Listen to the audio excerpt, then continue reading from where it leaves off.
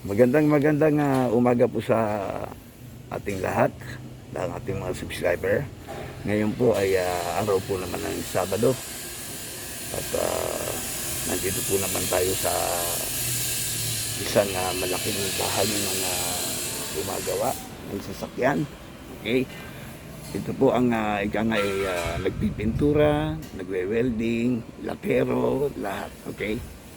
Ito po makikita po ninyo, ito po yung sasakyan ng inyong lingkod at dito po natin dadalhin at paggagawa po natin ayan, dito po mismo sa malawak na parking nila. Ayan, ito po yung sasakyan natin. Ito po medyo nagkaroon po ng konting aksidente. Ayan po, bagamat nakahinto po tayo, tayo po medyo nasagi ng trailer, okay.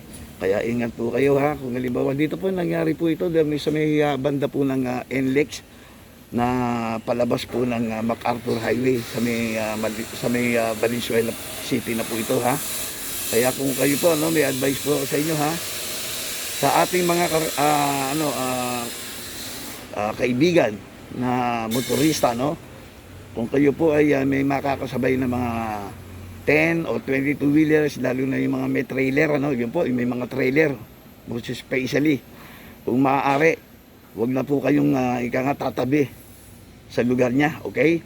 Kasi po, ang nangyari po rito sa atin, medyo naka-stop na po tayo dahil sa dulo, kakaliwa po tayo ng MacArthur Highway, at siya ganun din, lumagpas po yung kanyang ulo ng kanyang sasakyan, and then, nasabitan po ng katawan na bakal. Kaya ito po nangyari, okay? So, meantime, siyempre, paggagawa nila yan, dahil sila may kasalanan, ayan, dito po natin nadala. Okay, so ayan po Ito po ay gagawin na po ngayon, itong araw na to, Sabado. Okay, September 9, 2023. Okay, ayan po, inumpisa na po at kakusapin po natin kung sino po ang namamahala rito. Ito po, nandirito po tayo, Okay. Ito na po. Ito medyo may kausap pa lang po at si ma'am mismo ang kausap natin dito. At maya-maya po titignan po natin kung ano ang ipapaliwanag nila. Madam, good morning. Good morning po. Good morning po. Sa Callejero po, by Raider Salona Ayan, sir. Okay, ito, dinala ko na po yung sasakyan, nandito na. Opo. At mga subscriber, ito na po si ma'am, Miss, ano po pangalan nila? Janice po. Harap po kayo ma'am, huwag ka mahiya ma'am. Baka makita ka ni Cardo kasi wala na si Lobby po. Baka po pwedeng iside na ka kay iba na Alawi. Okay, gusto ko makita kayo, para makita kayo. Ayan, siya po ang namamahala po rito. Ayan, madam, ito po, dinala na po natin yung sasakyan natin dito. Kayo na po ang bahala. Ito po, paliwanag nga po ninyo kung ano yung mga gagawin natin dito. Opo, hinintay ko lang sir yung latero. Lalaterohin kasi yung sasakyan nyo sir Okay, Base doon sa damage ng unit, yung bumper sa kapintuan. Ang palit po doon yung mga ilaw sa grill.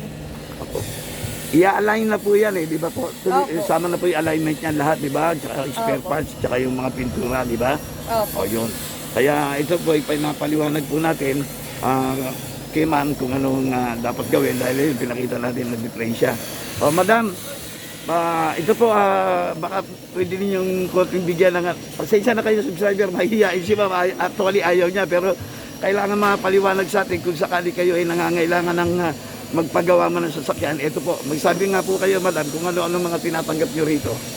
Tumatanggap po kami ng insurance claim.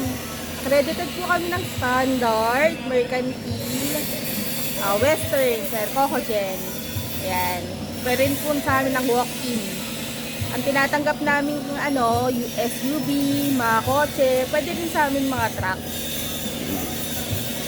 Ayan, pakita natin madam, ituro nyo. Ayan. Napakalawak nito ng ninyo, madam Ayan, yung mga ginagawa, Ayan. Pakikita natin, madam Ayan. Napupuno nakita yung i-review natin yung lahat Ito subscriber ang mga ginagawa nila. Ayan. Kung makikita po ninyo, yung iba po natanggal na pero puno pa po yun. Madam, pupunta ko sa opisina mo dyan kung nandiyan ka na, pakikita lang natin. Ito po subscriber, ito po kung ganito, kung gaano kalawak ang kanilang pagawaan. Ayan. Okay, ayan Ayan, pakikita po natin actual yan, gumagawa yan hanggang Sabado. Ayan. Kaya kung kayo po ay magpapagawa ng mga malalaking sakyan, ayan po, alam nyo na tatawag lang po kayo sa kanila. Okay. babalikan po natin, i-interview po natin si ma'am. At ay pinakikita ko lang po sa inyo ang ika nga yung mga ginagawa nila. Malawak po ito ha, laki ano. At marami po sila talaga trabaho.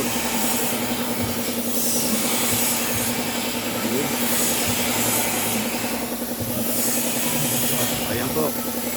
Ay ito sir, sandali lang po. Bago tayo magpunta kay ma'am, ito po. Ayan. Ay medyo busy, ayan. Nakikita po natin ayan sila. Okay? Lahat po busy eh. Marami po sila trabaho dito. Ayan. Ayan. Pagalagay ng bakal, yung sinusukat nila. Oh. Kumbaga kung ano yung talagang dapat gawin para ika nga matibay at maayos, ayan. Gumagamit sila ng mga kung ano mang bagay na para ika nga ay maging matibay. Ang support. Okay. Ayan. Okay, so yan, kumpleto po sila rito. Babalik po tayo ulit kay ma'am para sa iba pang mga tatanong. Okay? Sige po Ito po, tingnan po natin. Pasukin po natin yung loob. Ito po, papasok na po tayo. Actually, may lang naman to eh. Dito na po tayo sa loob. Ayan. Okay. Good morning po. Ayan. Makikituloy na po tayo. Ayan. Medyo busy lang. 200 lang, diha. Ayan. Ito ang top view. Magandang umaga po. Ito, opisina nila, ma'am. Okay? Ayan. Pinasok na po natin yung opisina nyo, ma'am. Sige po, pasok Okay, po. ayan na po si madam. Di sir, pasok po sir. Okay, good morning sa inyo po. Ayan. Sir. Ito, medyo, ano na po, medyo niransak ko na yung kalooban ng inyong opisina pa. Sir, ano ba pangalan po nila, sir? Dave po, Dave. Dave, ano po ang ano nyo rito? Anak ako nung... Anak kayo, si ma'am kasi ito, ma-interview natin kung ano man ang kung pwedeng malaman sa inyo, no?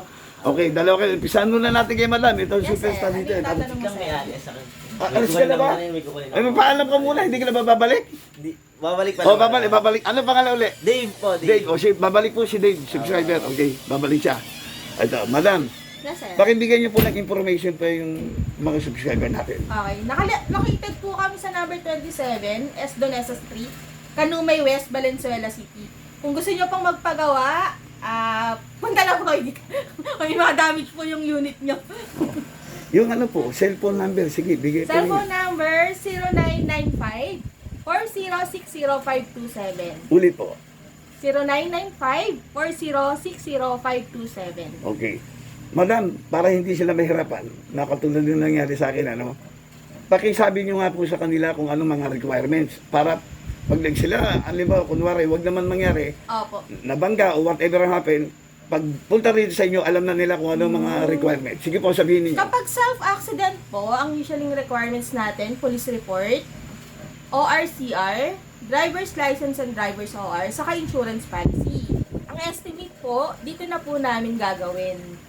Yun lang po yung isasubmit. Kapag po may kabanggaan, same lang po ng documents, kailangan meron. ORCR, driver's license, and driver's OR, insurance policy po nung nakabangga. Ang nabangga po, ganun din po, ang difference lang po nun, kailangan ng certificate of no claim. Certificate of no claim po, yun po yung nagpapatunay na wala pong ibang i-claim na insurance. Doon lang po yun sa nakabangga. Kaya yun lang po yung requirements. Both parties yan, di ba? Both parties Okay. po. Yung isa nabangga na hindi ginamit ang kanyang insurance, kailangan mo ng certification of ano? Opo, certificate of no claim. Katulad yung sa Yun. inyo, sir. Yun. Binigyan ko ako ng certificate of no claim. Ayan, ipakita nga po ninyo para Katunayan ko, sir, na Ayan. kinilame lang to, Mm-mm. yung portion na yon dun sa insurance na ginamit nung nakabangga. Yes. Which is yung stronghold nga po. Oo. So yan, akin po yan, subscriber. Akin yan, Opo. di ba, na hiningi ko Opo, sa eto aking po. insurance yung Ayan. certification of no. Claim. Certificate. Ayan. Yun yung Pag- kinukuha, sir, Mm. sa TPL policy kung hindi po naka-comprehensive. Yes. Oh. Kung naka-comprehensive naman po, sa comprehensive po tayo kukuha kung modelo po yung unit. So, ano pa po pwede nyo idagdag? Sige, madam. At saka, gaano katagal na po pala kayo nga pala rito muna? Sige. Since 2015 na po, nag-ooperate si Touche. Mm. Tapos may isang company kami, yun naman po, fabrication naman po yun ng body ng trucks. Pangalan naman po nun, Jansha Truck Bodybuilders. Okay. Accredited po sila ng mga dealer tulad ng Isuzu. Okay. Isuzu Plaridel, Hino Pasig, Hino UN, Hino Abad Santos, saka Fuso Kawit. May photon din po silang ginagawa, mga class 2. So yung sister company ninyo na pinasukan natin, kasama rin natin yun, paliwanag Kasama na rin po dito. Paliwanag yung pangalan Opo, nun. kasama rin po. Ang pangalan naman po ng Jansha Truck Bodybuilders. Okay. Kung magpapagawa po kayo ng mga body ng trucks, pwede po sa amin. Yun. Pwede nyo po kaming dalawin or tawagan para makapag-inquire po kayo. Tsaka yung mga Kung estimate. mga magkano po yung Yes. aabutin ng mga ganon. Ayun. So, with that, okay na po ba sa inyo? Naipaliwanag nyo, meron pa ba tayong kulang dyan? Wala naman na po. How about yung personal mo, madam? O, kumusta na po ang buhay natin dito sa Okay lang naman, sir. Okay lang. family po natin? Okay lang Married po. na ba? Meron na po. May isa po. anak. Baby. Oo, may isa na O po. pwede, ako. ito po, andito na po tayo sa Batian Portion. I hope na tapos na po yung ating pagtatanong. In case na meron man, inulit nyo na po ba yung cellphone number muna?